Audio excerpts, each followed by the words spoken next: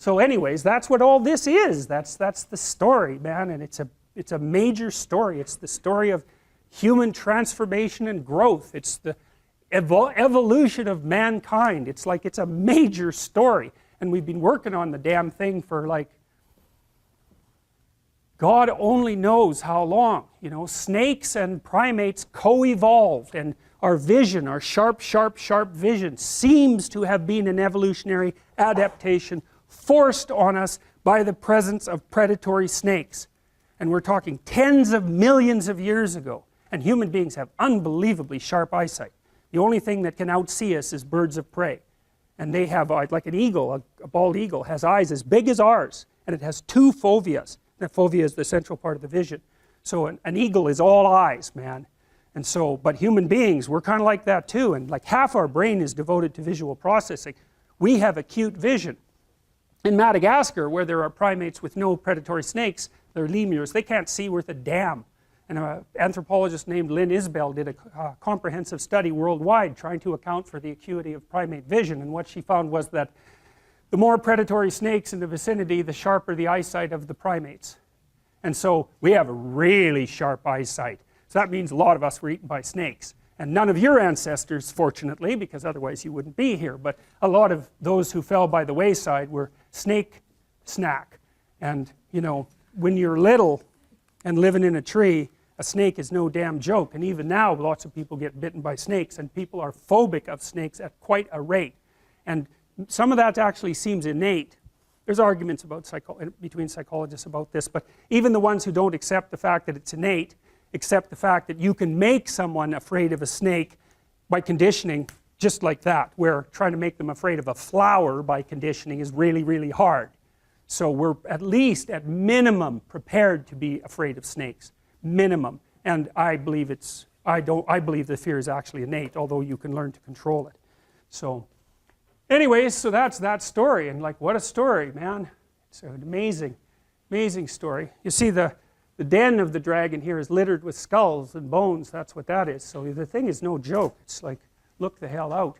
And that's this, you know, and look it up in the top right hand corner there.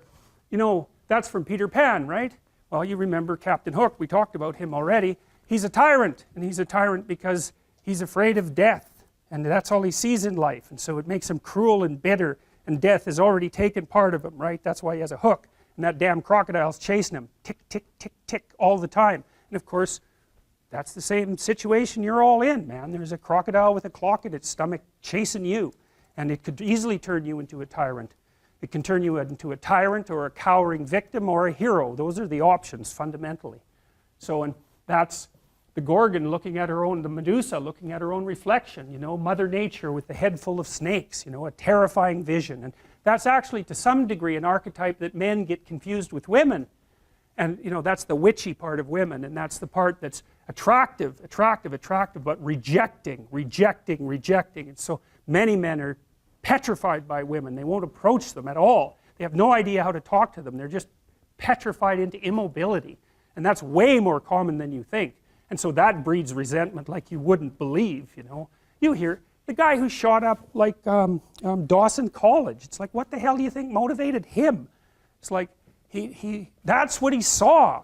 And it was because, well, my opinion is he was too goddamn useless to be attractive to anyone. And so that's a hell of a place to be in, you know. That's the problem too. If you're chronically rejected by people, it's often because of your own insufficiencies, you know, whether that's cowardice or lack of social skills or whatever it is. It's like, you can't just brush it off as, oh well, you know, no one likes me, but really I'm okay. It's like, no, wrong. If everyone rejects you, there's probably something wrong, and it's probably deep and difficult, and it's going to be horrible to fix. And so this isn't a trivial problem. It's not a trivial problem at all.